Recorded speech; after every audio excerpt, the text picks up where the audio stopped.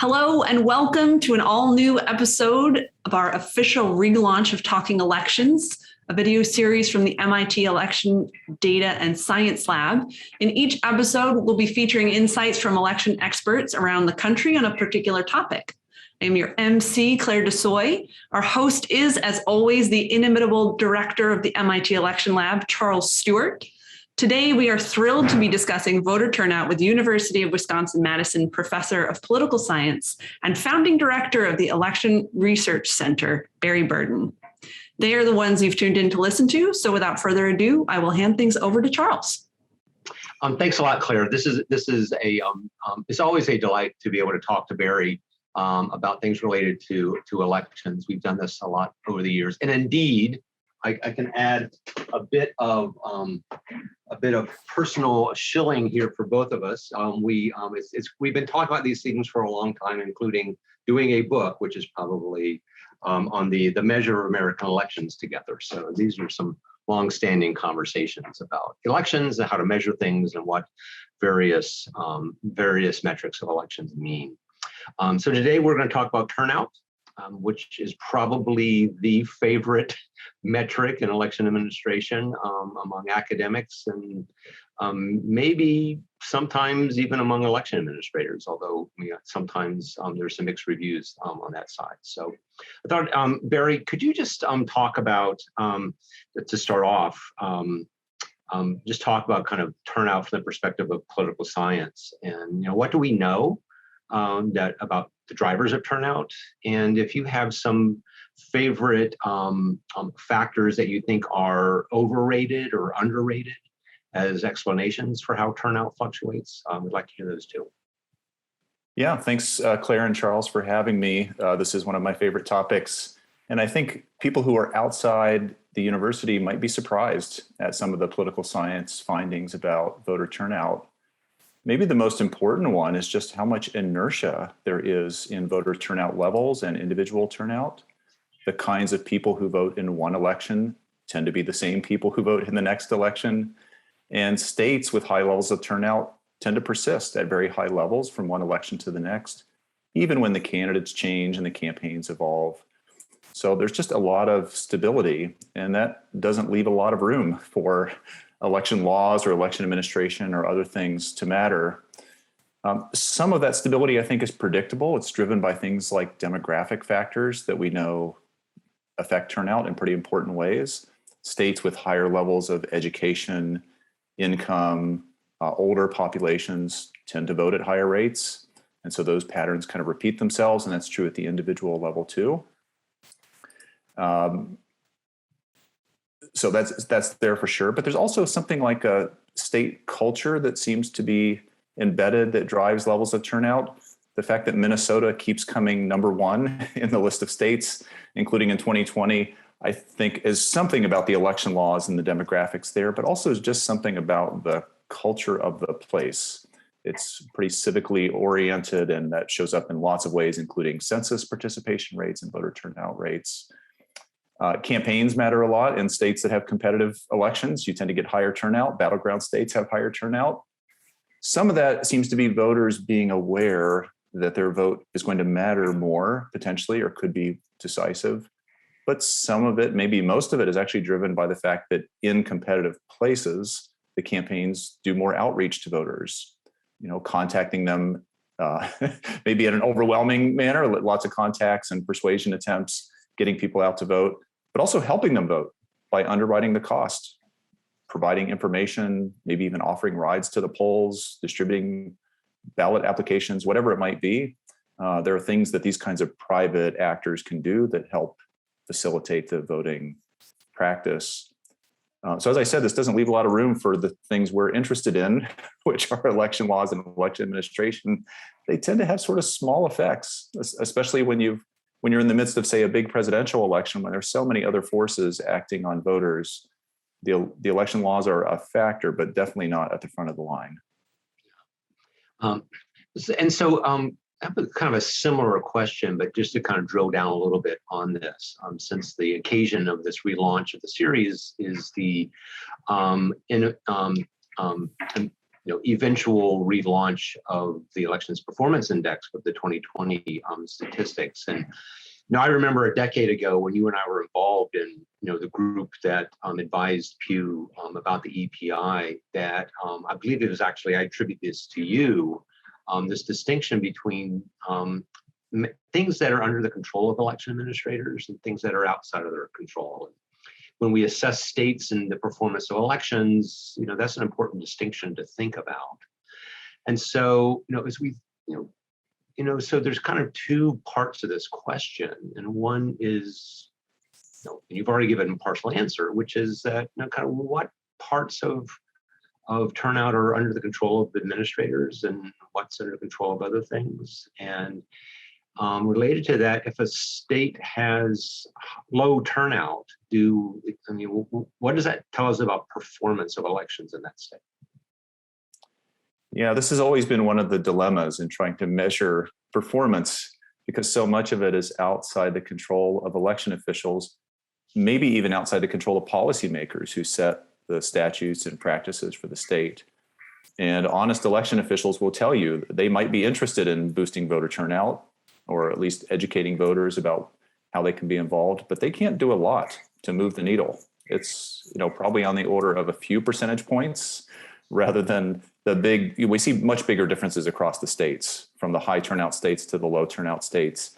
The gap in turnout rates could be 20, 30, 40 points, depending on the election year. There's no way that election officials can have that much influence. But I think we do now have a good track record in the EPI of being able to identify things that have changed between election cycles that could be responsible for upticks or downticks in turnout.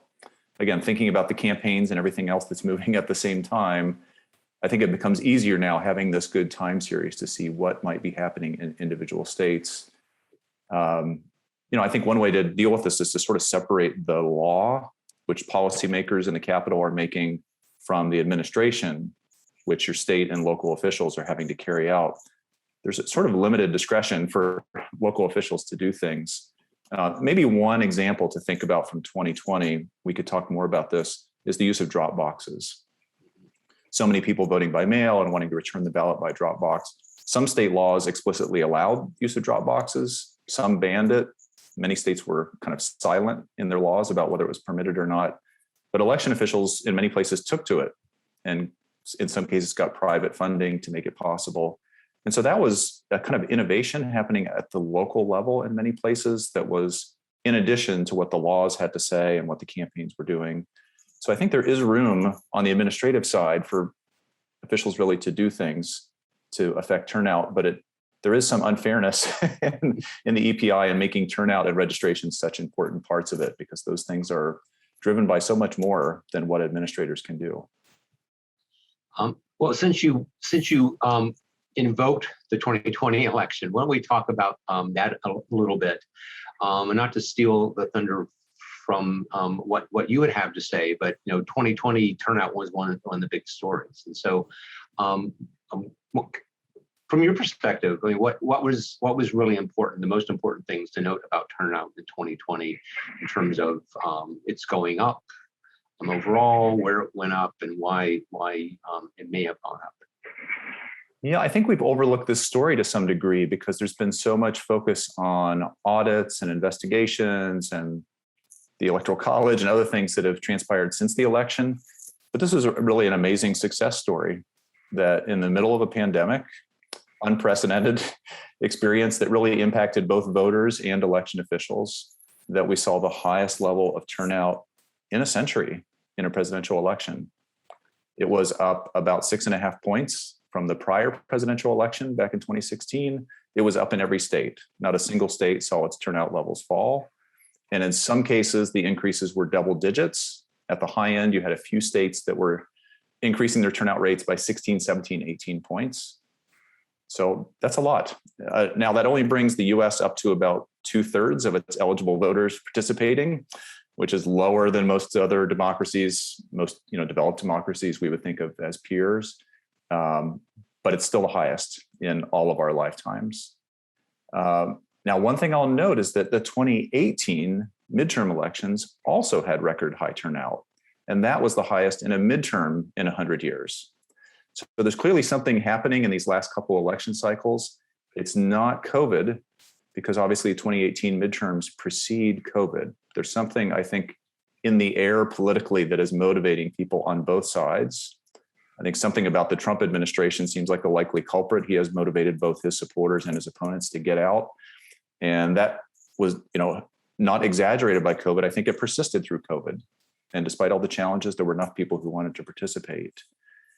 I think it's also surprising that turnout was so high, given that face-to-face campaigning basically stopped, especially for the Democrats, but also for Republicans. They were not doing door-to-door canvassing. And we know from field experiments that political scientists have done that's pretty effective. And it's something parties just turn to repeatedly, especially to get out their kind of low propensity supporters. So even without that, you get very high levels of turnout. It does look like turnout jumped more in the states that resorted to mailing every registered voter a ballot by mail.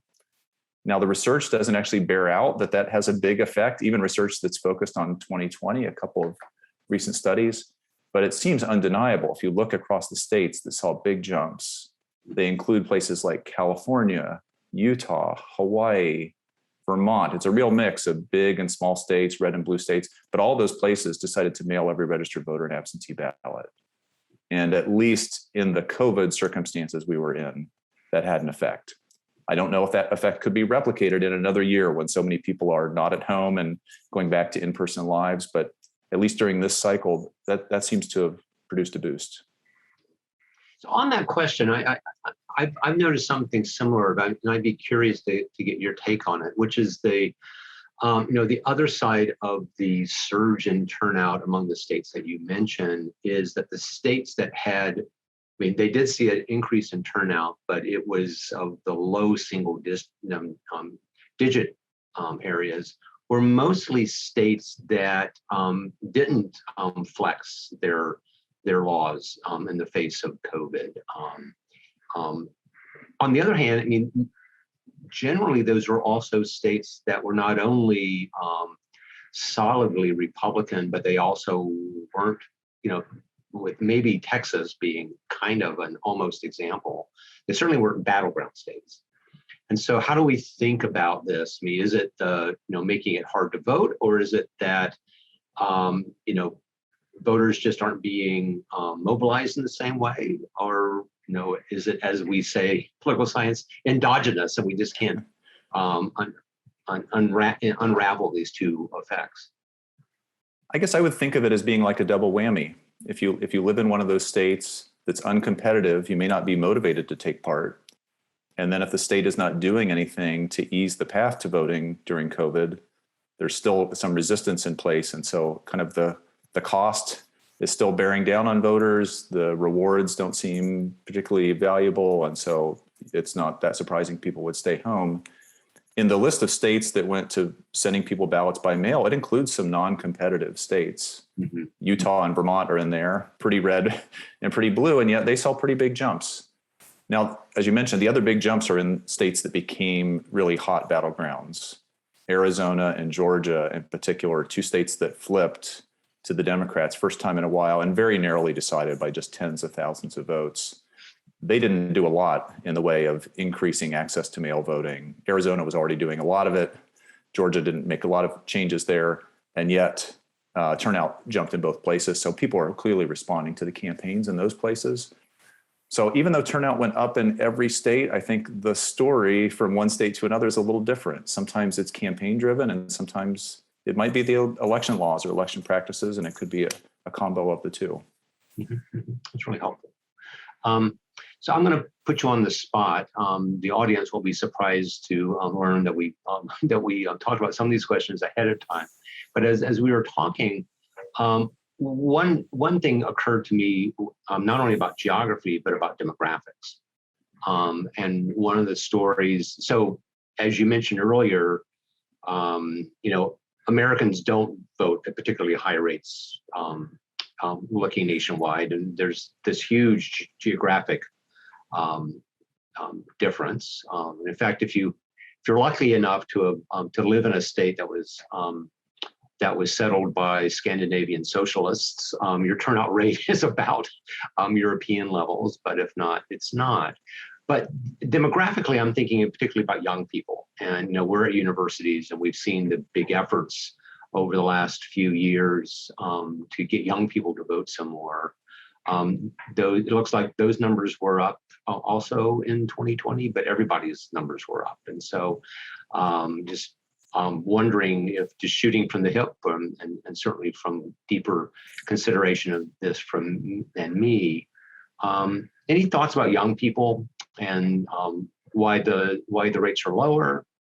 And what do we learn from 2020, 2018 and getting younger people to vote at higher rates? Yeah, young people are a really interesting look at this dichotomy between luck and skill of election administrators. So there are some things I think working against young people participating that election officials can't do a lot about. Young people have less experience with the political system. They have a weaker attachment to the political parties. They're much more likely to say they're independent, and so not have a side to root for when it comes to regular elections. So those things are just sort of something that develop over the course of the life cycle and aren't there at age 18 for most people.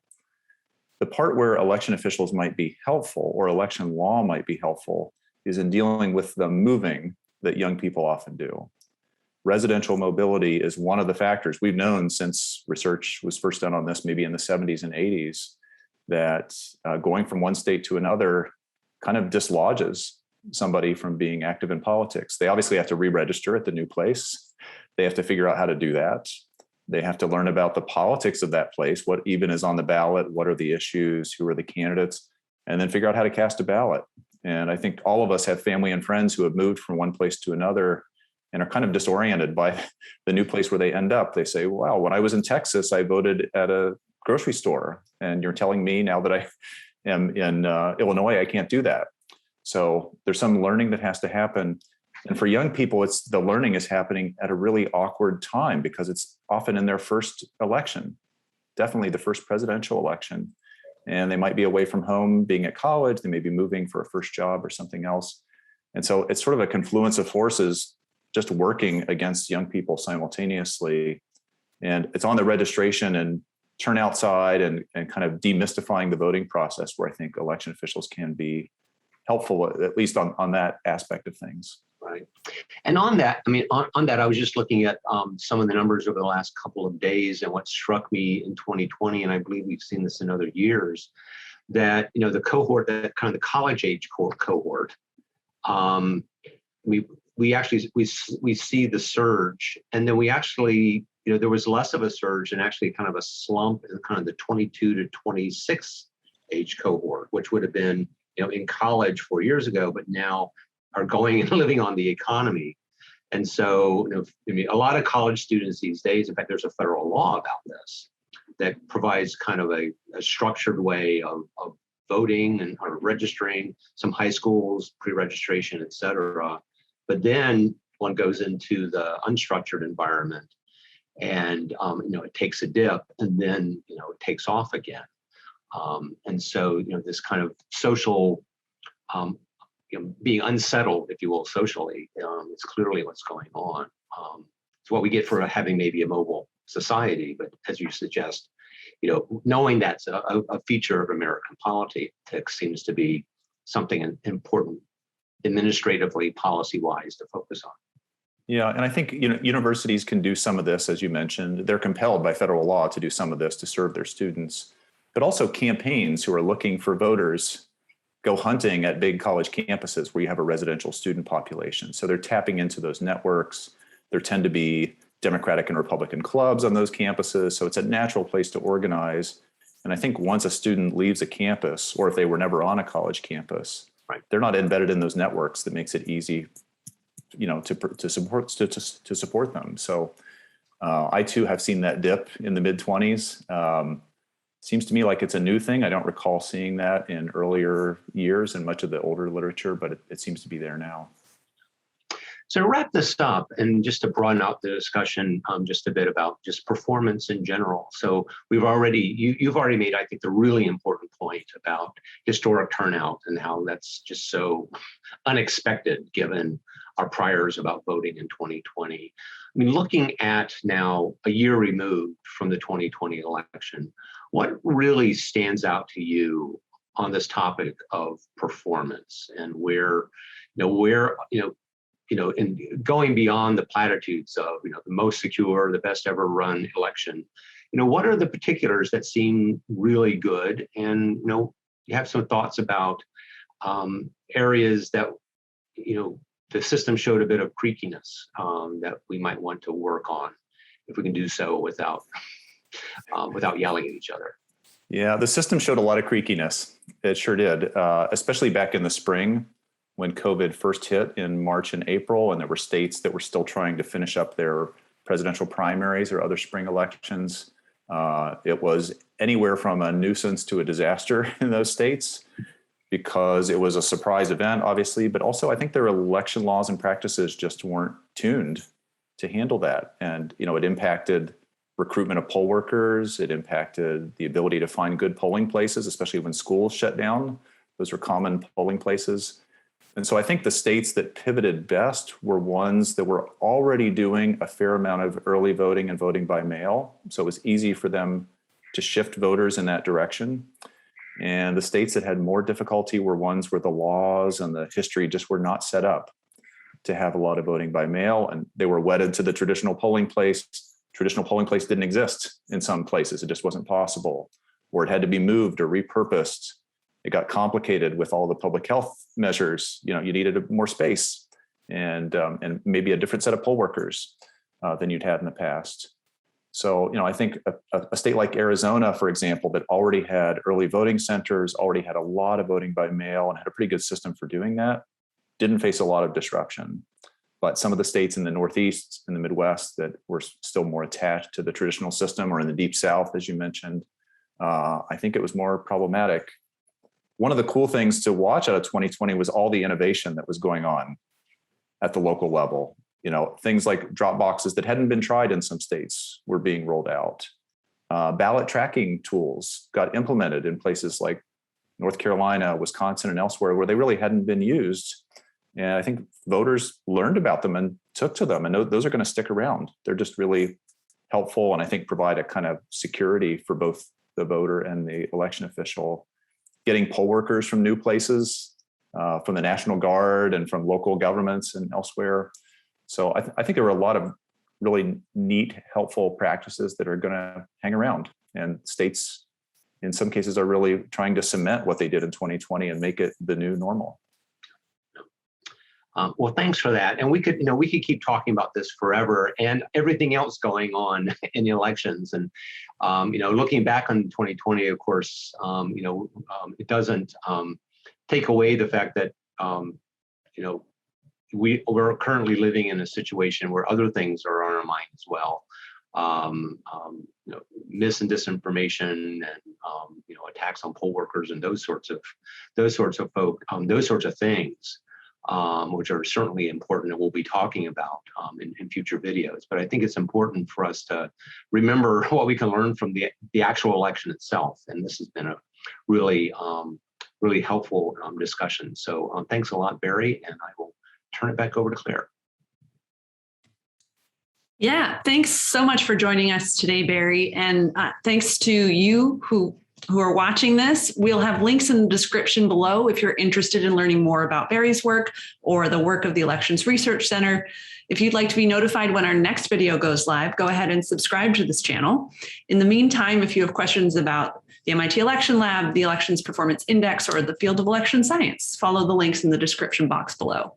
Until next time, keep talking elections.